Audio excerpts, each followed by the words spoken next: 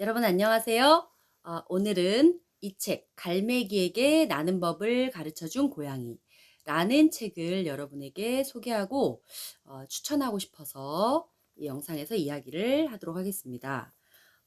쌤이 여러분들과 같이 하지 못한 많은 수업 중에 아쉬운 게 좀 더 독서 수업, 독서 토론 수업을 좀 더 많이 했었어야 됐는데 그럴 시간이 많지 않아서 굉장히 안타깝고요.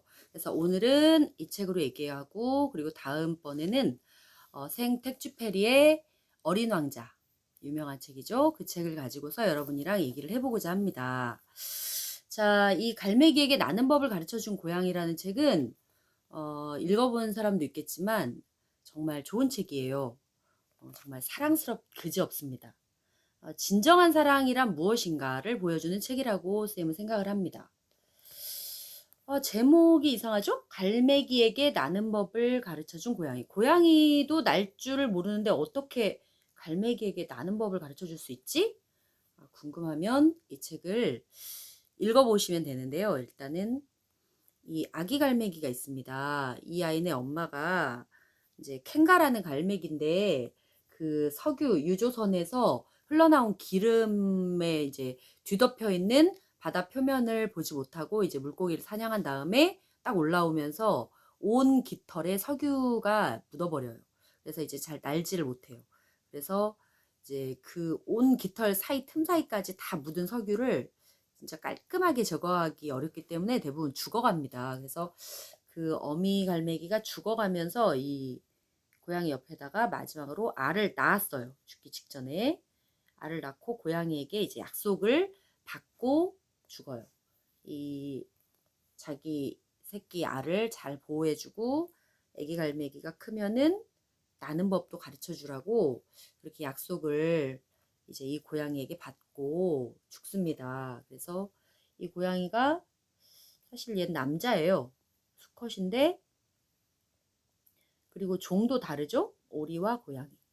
서로 다른 종인데 자기가 이제 알을 품고 키우고 보호하고 이렇게 하다 보니까 당연히 자연스럽게 모성애가 생겨나겠죠. 그래서 이렇게 서로 다른 종들 간의 사랑, 뭔가 불쌍히 여기고 좀 동정심보다는 좀 더 큰 자비심, 좀 이렇게 돌봐주고 보호해주고 싶어하는 이런 자비심이 이 고양이를 정말 아름답게 보이게 만듭니다. 쌤이 이 책에서 정말 높게 평가한 점은 뭐냐? 얘는 갈매기도 아니고 실제로 엄마가 돼본 적도 없어요. 그냥 총각이에요. 남자인데 아직 결혼도 안 했어요. 총각인데 당연히 아기를 키울 줄 모르죠. 그래서 자기가 하지 못한다는 거, 할 줄 모른다라는 사실을 인정한다는 거예요. 그리고 할 줄 모르는 걸 그럼 어떻게 하냐? 이렇게 현명한 고양이들이 있어요. 굉장히 지혜로운 고양이, 뭐 어떤 분야의 전문적인 이제 그런 고양이들이 있는데 그런 고양이들한테 직접 가서 막 물어봐요. 도움을 요청을 해요. 그 점을 선생님은 높게 평가를 합니다. 그리고 이 고양이들은 또 이렇게 토론을 열심히 해요.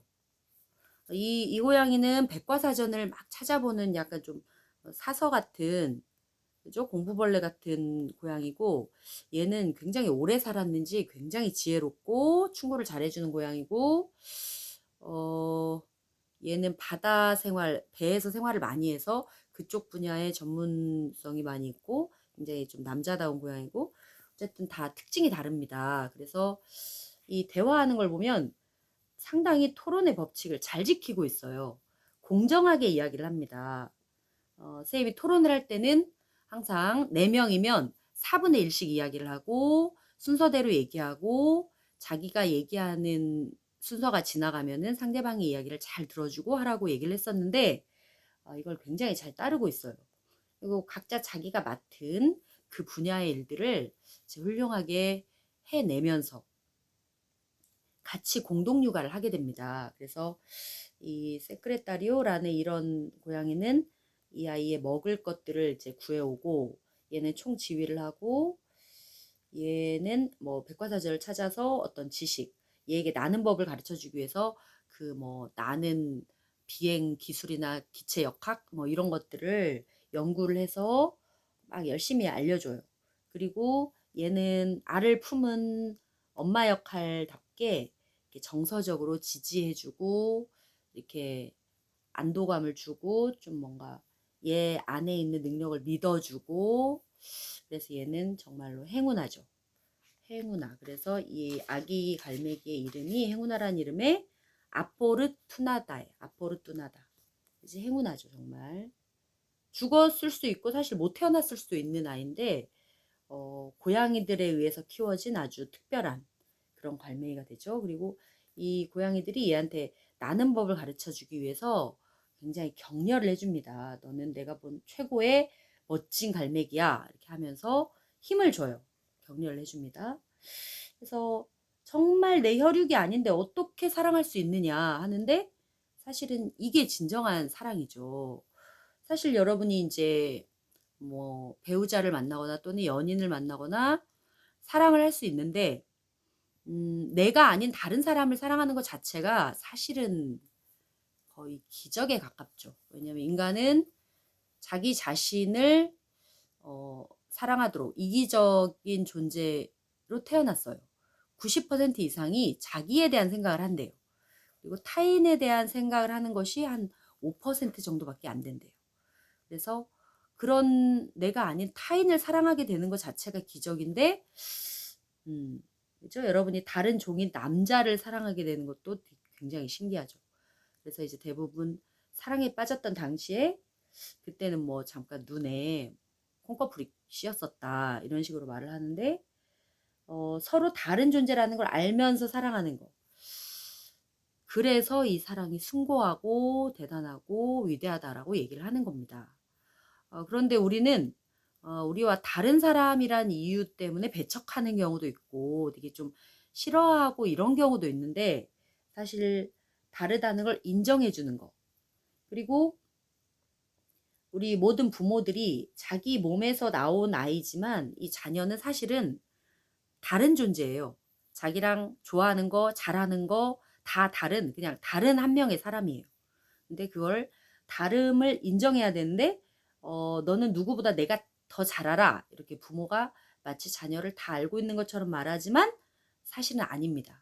자녀는 나와 전혀 다른 사람이고 나와 전혀 다른 재능을 가지고 있고 나와 전혀 다른 꿈을 가지고 있어요. 그런데 부모가 자기가 못 이룬 꿈을 이렇게 대신 이루게 하려고 한다든지 또는 부모 뜻대로 살게끔 강요하거나 이런 행동은 좋은 게 아니죠. 자, 그래서 선생님이 이 책을 통해서 우리가 배울 수 있는 건 진정한 사랑이란 무엇인가, 그리고 나와 다른데 다른 걸 알면서도 사랑하는 거, 그리고 상대방 안에 있는 능력, 얘네들이 전부 다 얘가 날 수 있다라는 걸 믿어줬어요. 그래서 얘가 용기를 내서 날기 시작을 했거든요. 그리고 상대방의 행복을 바라는 마음. 여러분이 황선미 작가의 마당을 나온 암탉이라는 책을 봤을 거예요. 아니면은 애니메이션이라도 봤겠죠? 거기에서 그 잎사귀가 초록이가 청둥오리 새끼니까 그 철새잖아요. 그래서 떠나보내야 된다는 걸 알아요. 그래서 상대방의 행복을 위해서 이별을 정말 하고 싶지 않지만 상대방의 행복을 위해서 이렇게 놓아주는 거. 이게 진정한 사랑이다. 이렇게 이야기하고 있는 것 같습니다. 그리고 또 자기 자신의 몸도 족제비를 위해서 기꺼이 먹이로 주죠. 왜? 족제비도 누군가의 엄마니까. 족제비 애기의 엄마니까. 그래서 그런 거 보면서 이렇게 희생이 숭고하고 또 이별도 그 사람의 그 상대방의 행복을 위해서 이렇게 놓아주고 이별하는 거. 이게 정말 진정한 사랑이 아닌가. 그래서 이 책과 그 마당을 나온 암탉 두 권이 공통점이 상당히 있는 것 같아요. 그리고 이 책에 대해서는 자기가 모르는 것에 대해서 남에게 물어볼 수 있는 용기, 또 다른 사람들의 의견을 존중해주고 서로 화합하고 협동하는 거, 그리고 평등하고 그리고 공정하게 토론하는 거, 그리고 상대방의 전문 분야에 대해서 인정해 주는 거, 그리고 나와 다른 존재를 사랑할 수 있는 포용력, 차이를 인정하면서 차별하지는 않는 그런 공정함, 이런 것 때문에 쌤이 이 책을 굉장히 높게 평가합니다. 여러분도 이게 굉장히 얇고 금방 읽혀요. 초등학교 4학년 권장도서래요. 그래서 읽기 쉬울 것 같아요.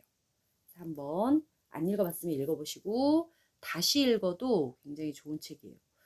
인간의 어떤 환경 오염 부분에 대해서는 상당히 비판적이지만 그 외에도 또 좋은 점들도 굉장히 많습니다.